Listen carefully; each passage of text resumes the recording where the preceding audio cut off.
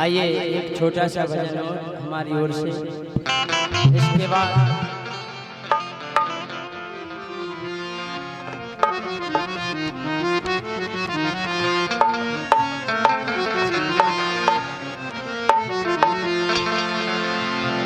Hello hello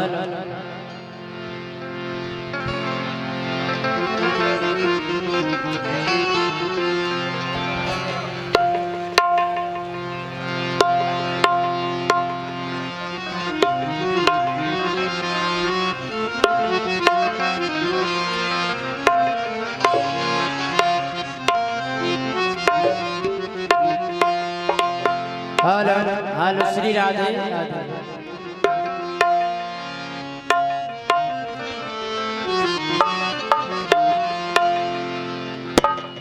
आइए सभी लोग एक बधाई गाएंगे, हमारी ओर से एक बधाई गीत हो गया, एक चेतावनी भजन हमारी ओर से, इसके बाद हमारे इंदल राजा और हमारे काजल जी विराजमान।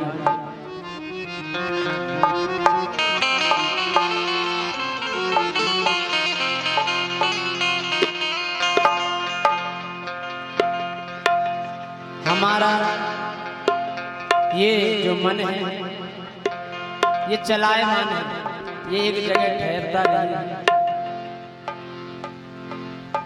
हम और आप ईश्वर को इधर उधर खोज रहे हैं, लेकिन असल में ईश्वर को यदि खोजना है तो इधर उधर खोजने की आवश्यकता नहीं। हम अपने अंदर ही ज्ञान ज्योति से अगर झांकें तो हमें पारब्रह्म परमात्मा के दर्शन हो सकते हैं। क्यों? आनंद स्रोत बह रहा पर तू उदास है, अचरज है जल में रह के भी मछली को प्यास है। परमात्मा को बाहर ढूंढना आंखों से आंखों को देखने की चेष्टा होती है। हम कभी अपनी आंखों को अपनी आंखों से देख नहीं सकते, इसी प्रकार से परमात्मा हमारे अंदर वास करता है। अगर हमें परमात्मा को खोजना पड़ेगा तो अपने अंदर ही झांकना पड़ेगा, और अंदर झांकने के लिए इन नेत्रों की आवश्यकता नहीं है, उसके लिए हमें ज्ञान चक्षु खोलना चाहिए।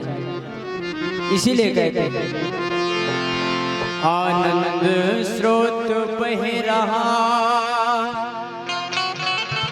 पर तू उदास है, अचरज है जल में रह के भी मछली को प्यास है। फूलों में ज्यों सुवास ईख में मिठास है, त्यों ही भगवान का कण कण में वास है।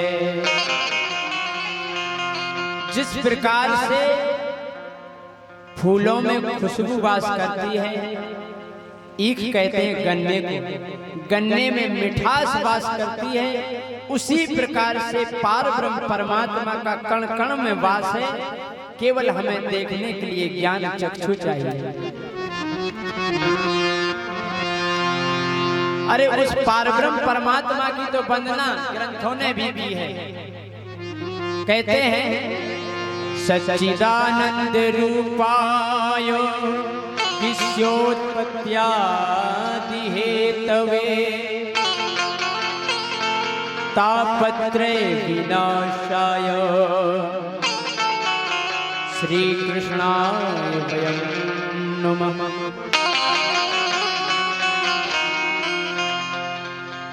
इस श्लोक को हम सभी भागवत में श्रवण करते हैं।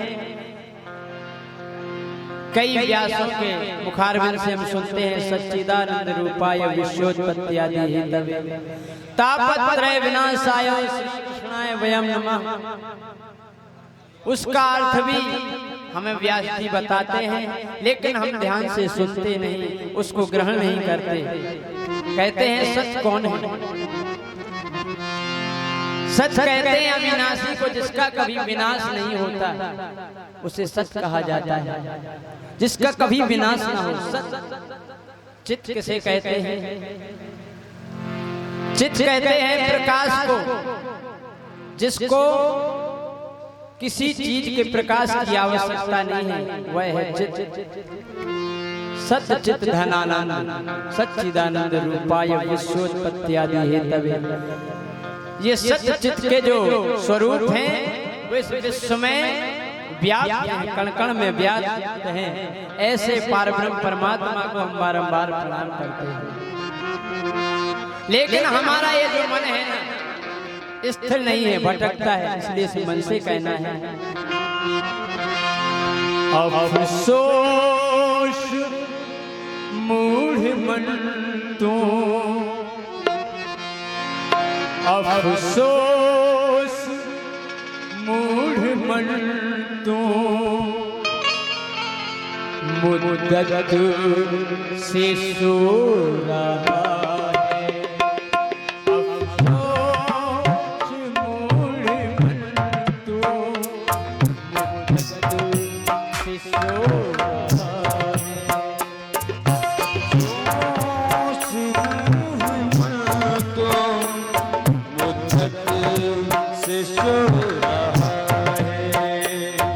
अफसोस मूढ़ मन तो मुद्दत से सो रहा है।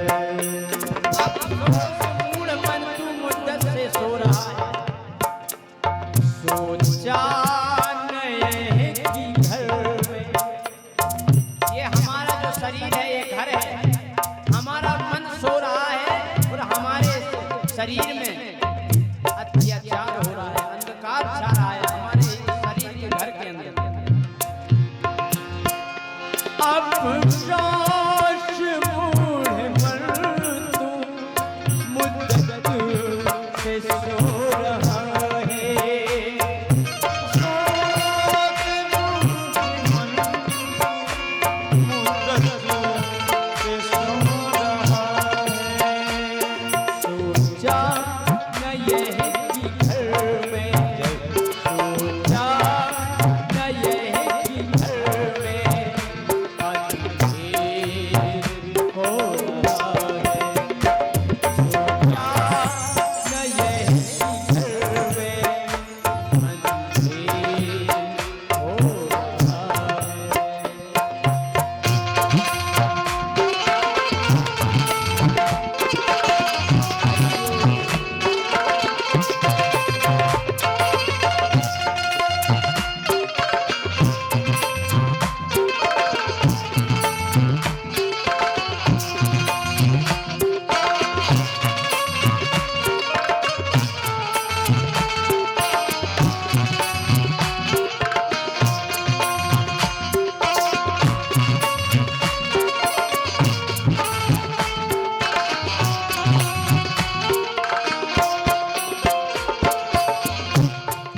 लोग बड़ी शान से कहते हैं हम चित्रकूट घूम के आए हैं, हम इलाहाबाद स्नान करके आए हैं, हम वैष्णो देवी मैया के दर्शन करके आए हैं। अरे चित्रकूट घूम लिया तो क्या, वैष्णो देवी हो आए तो क्या, अगर हमने अपने हृदय में झांक करके नहीं देखा तो सब अधूरा है। क्यों?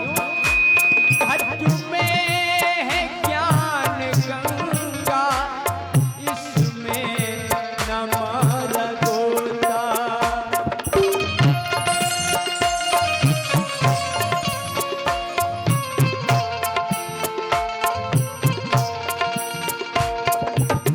संगम में नहाने से क्या होगा? हमारा बाहर का शरीर धुल जाता है,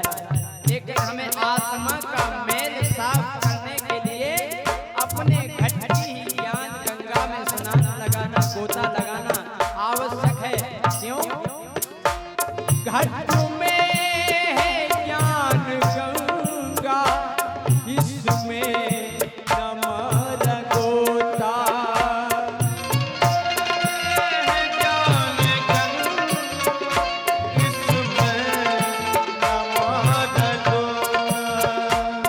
घट में ज्ञान गंगा, इसमें नमर गोता। और गोता कहाँ लगाते हैं? कृष्णा के गंदे जल में, कृष्णा के गंदे जल में क्यों तन धो रहा है? कृष्णा के गंदे जल में क्यों तन धो रहा है? रात के गंदे जल में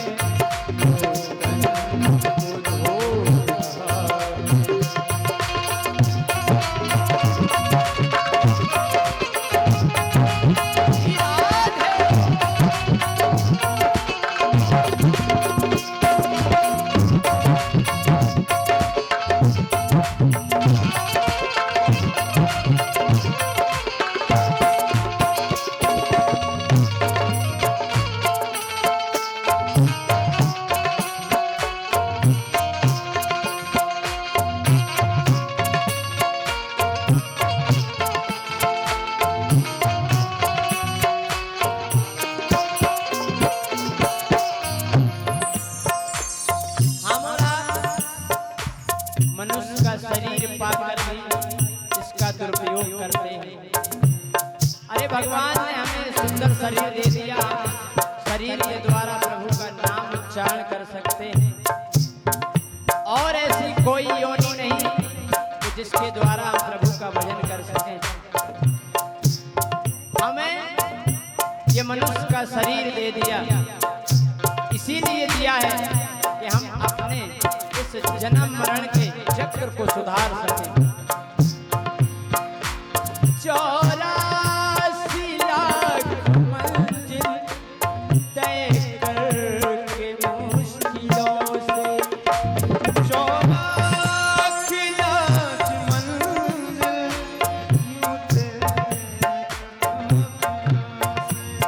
84 लाख मंजिल तय करके मुश्किलों से, बड़ी मुश्किल से हमें मनुष्य का शरीर मिला। यदि इस शरीर को ही हमने ऐसे गवा दिया तो फिर से हमारा जीवन उसी 84 में भटकने वाला है। अगर इस शरीर से भजन नहीं किया, हमने अपना जन्म मरण का ये जो चक्र है इसको सुधारा नहीं, तो फिर से 84 में हमारा ये जीव चला जाए। और इस जन्म मरण से बड़ा दुख कोई संसार में है नहीं। स्वयं व्यास जी ने बताया है, गर्भवासम समम दुख्यम न भूतो न भविष्यति। गर्भ के समान व्यास जी ने बताया कि ना कभी भूतकाल में दुख हुआ होगा न भविष्य में होगा। गर्भवासम समम दुख्यम न भूतो न भविष्यति। इसीलिए कहते हैं 84 लाख मंजिल तय करके मुश्किलों से, 84 लाख मंजिल तय करके मुश्किलों से, जिस शिखर को तूने पाया, जिस शिखर को तूने पाया, उस शिखर को